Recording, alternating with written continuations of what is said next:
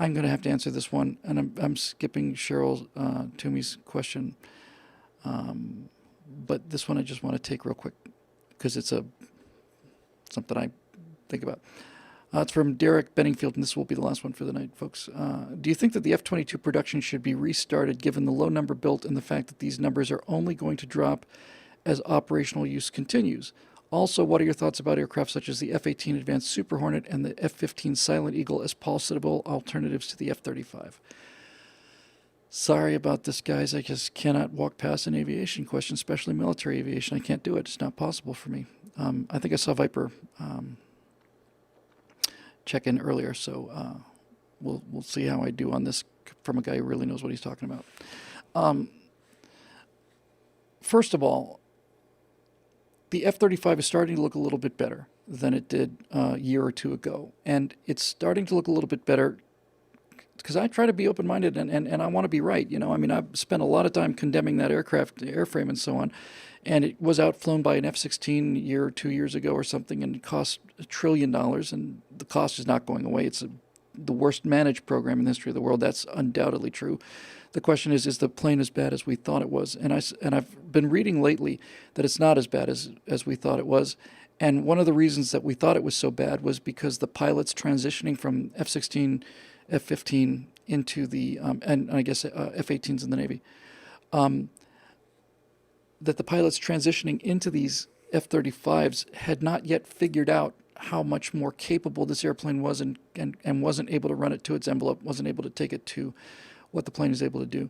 By the way, if you've ever heard the term pushing the envelope, very few people know what that is, but any aircraft has a performance chart. You can perform its amount of weight that it'll carry, its its lift, its top speed, all the rest of it. And you plot this thing on a graph. When you plot it on a graph, it looks a little bit like an envelope. So when you're pushing the envelope, you're taking an airplane to certified gross weight or higher. You're taking it to maximum permissible airspeed or higher or slower than it's, you got to figure out where those limits are. You got to figure out where the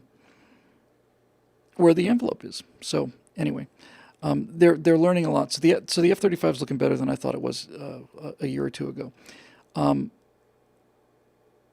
But the F-22 is unquestionably the premier fighter in the world. Absolutely without question. Time and time again, you'd hear of 1 or 2 F-22s going up against 4 F-15s, which is currently the world's premier air-to-air combat vehicle. An amazing airplane, the F-15. But they would put an F-22 up against 4 F-15s, and the F-15s would never see it. They'd all get shot down before they even saw it. Then they put it up against 8 or 16 or so on. So the F-22 is an amazing, amazing airplane. And the thing that infuriates me about this, because I didn't know this until relatively recently, is that in order to get the F-35 deal, Lockheed came into an agreement, and Lockheed wanted this. It wasn't the government that wanted this. Lockheed wanted this. They said that if we're going to do the F-35 program, then we have to destroy the construction. They're not really molds. What's the word I'm looking for? Somebody will tell me in a second. Basically, what they did was they said that now that we're going to start making F-35s, we're going to destroy any chance we have of making F-22s again. All of these things that they built in order to build F-22s, they destroyed. What does that tell you? You can't simply just go in and restart it. And this is the thing that makes me insane. Again, we're talking about this a couple times tonight. It's not like, I can understand that people don't know what they don't know. Maybe they thought it was a good idea. Tooling, thank you, Viper. Maybe they thought it was a good idea to cancel the F-22 and to start the F-35, and maybe it was a good idea. But when they destroy the tooling, when they destroy the ability to manufacture new ones, all of these things are custom made, Not each individual jet, obviously, but the F-22 tooling and all of the things that goes into building an F-22 is made specifically for the F-22, and that's all. And when you destroy those things, you essentially have to start from scratch, for basically like designing a new airplane from the ground up. So we destroyed the ability to manufacture more of the best fighter aircraft in the world, in the history of the world, and now we've got a limited number. I do not, for the life of me, remember. I want to say that it's something like 122 or something like that. And since we're not building any new ones, the numbers are going to continue to go down. They're going to lose them in combat. We're going to lose them in training accidents and so on. So that is just insanely annoying. And so F-35 a little better than we thought, maybe in fact a good deal better than we thought. Maybe it's excellent. I don't know, but it wasn't excellent when it rolled out, and it is without question enormously over budget. You can't escape that aspect of it. It would be nice if it turns out that this gigantic $1 trillion catastrophe produced a fighter that was capable of doing what it's supposed to be doing. But back to Lenin for a second, because the American strategy has always been, since we value our people highly and since we have a lot of money, we are going to invest in aircraft and training so that one American fighter should be able to defeat a large number of adversary aircraft. So they gold plate the weapons and all of that, which I'm in favor of because I'd like to see our people come home. So the idea is F-35 or F-22 or F-15 even is very expensive compared to something like the MiG-21, which is dirt cheap to make. And our argument is, well, since we have very few pilots and since they're citizens, we love them and care about them, we want them to come home, so spend the money on the airplane and the training and have these F-15 shoot down 10, 15, 20 MiG-21s. The other side is all cannon fodder. They don't care. They're just going to put, pilots into these things and send up enough of them. But Lenin said, because so now what you've got here, same thing with the M16 versus the AK-47. I'm not going to get into that, but it's the same argument and the same rationale. The M16 is a precision weapon, and the AK-47 is an inexpensive, reliable weapon. Our idea with the M16 is, and we train our soldiers, give them the top optics and all the rest, we should be able to take out enemy soldiers before they get into AK-47 range. And they've got these iron sights, so on and so on. Anyway, you get the idea. So it's always been, for us, it's always been quality over quantity. Anyway, since the end of World War II. In World War II, we had just the exact opposite. World War II, we were all about quantity. The Germans were making far better tanks than we were, so were the Soviets. T-34 is probably the weapon of the war.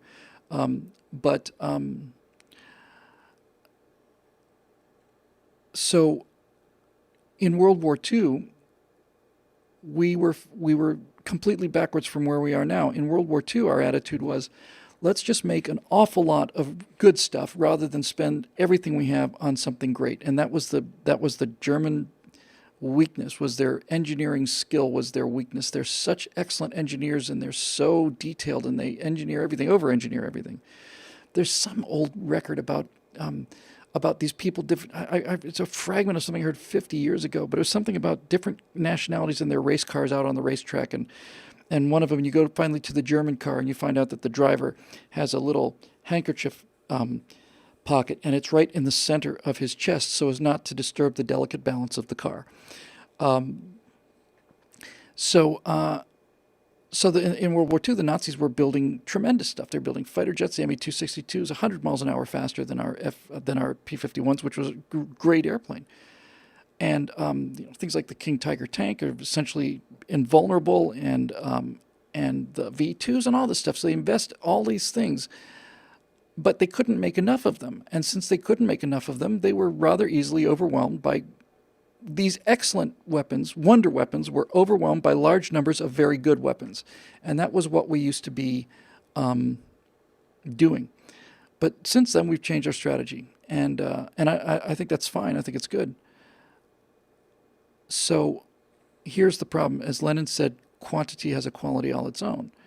And if it turns out that our weapons are excellent, just quite superior to what the rest of the world is making, but they cost so much money that we have relatively few of them, and we lose because of that, then we've made the wrong decision. So without question, if I had the ability to restart the F-22, I'd have 1,000. I'd build 1,000 F-22s, at least 1,000. Because then you own the skies. And if you own the skies, you don't need an F-35. You could do ground attack. And they're saying, well, we need the F-35 to do ground attack because of stealth qualities. If you own the skies in F-22s and you have things like A-10s and drones to knock out enemy air defenses, who cares? So just the last part of your question, which I like a lot for those people who haven't heard or seen of these things. So with the F-35 in such incredible trouble, so far behind schedule, so much over budget, Lockheed and Boeing have taken what have been the world's best fighter aircraft. And General Dynamics has done it too. And they've just almost remade them. So the F-15 Eagle is an unprecedented air-to-air victory record. Years ago, it was 172 to nothing. I don't know if it's gone up since then. But they've done a version of the Eagle called the Silent Eagle, which has a great deal of stealth qualities in it. It's not as stealthy as the F-22. I don't think it's even close, but it's stealthier than a regular F-15. And the same thing with the Advanced Super Hornet. There was the Hornet, and then there was the Super Hornet, and now there's the Advanced Super Hornet, which has things like conformal fuel tanks and weapons pods, and it's a lot stealthier than a regular Hornet. The good news here is that these things are actually relatively inexpensive because we've been building them forever. We have large numbers of them. We understand them very well. So what I'm trying to say here is I would love to have more F-22s. The F-35s are looking better than I thought, which makes me very happy. But since they were so expensive, we have small numbers of these things. And what I would do to fill the gap is I would, in fact, upgrade F-18. I'd upgrade the F-15. The F-16 upgrade doesn't even look like an F-16 anymore. It's got these gigantic things on the side and what used to be the most elegant lines in the history of the world. I think the F-16 is the best looking airplane that ever built.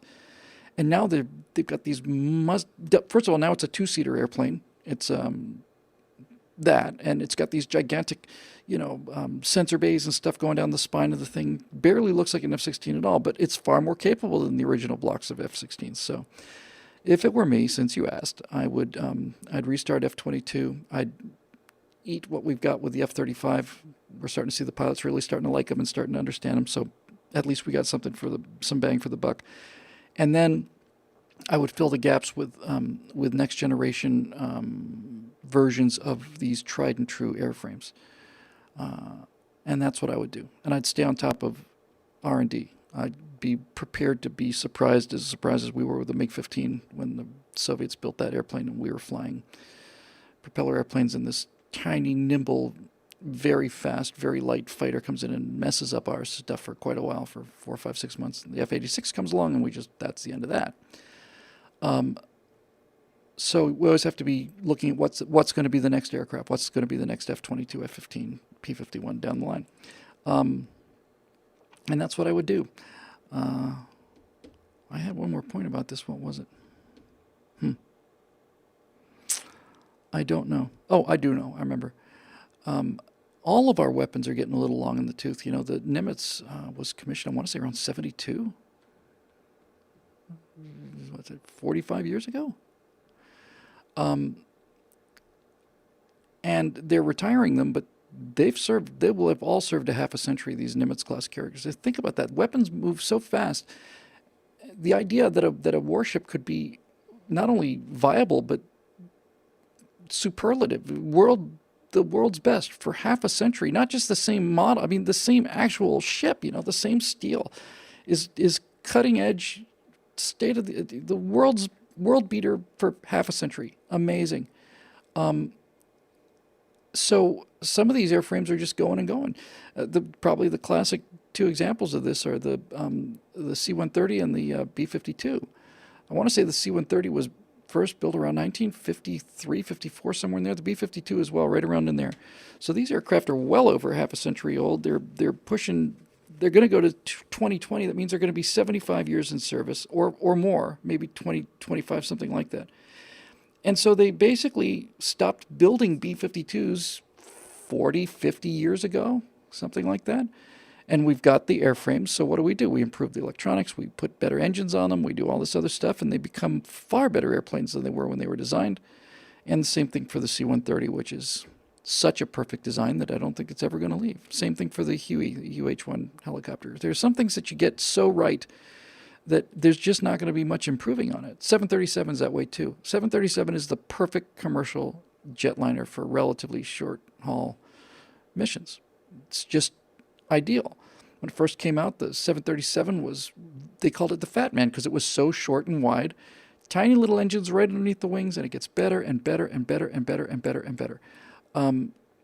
Because you can't really improve on the fundamental design of 737 or the C-130 or the B-52. And F-15, 16, and 7 and 18 are just terrific airframes, and I'd like to see. I've seen all of these things, and it seems like a very cost-effective way to get back on the side of the quality and quantity equation that Vladimir talks so compellingly about. He ought to know.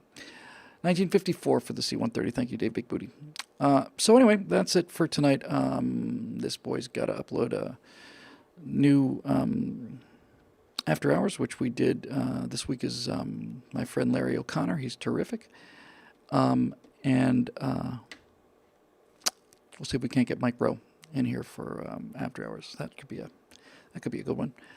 Thank you, AesopsRetreat, for being the first one to say good night. Good night. Thank you. Very kind. And you're a superb person, as is everybody else here that hangs around in this particular corner of the internet. All 102 of you at this moment. So that'll do it for the Stratosphere Lounge episode number, 153? Yes, I think so. We're still here, still doing it. And it's always a pleasure. Sometimes it's very tough to get in there, but sometimes it's always worth it. I always have a good time. All right, so that'll do it for Stratosphere Lounge, and we will see you hopefully next week. I don't think I'm going to be out of town, and so we will get a chance to get together and listen to Petula Clark and ask her more questions and answer them if we can. And so until next Wednesday, I'm your host, Bill Whittle. Thanks very much for joining us, and we will see you soon.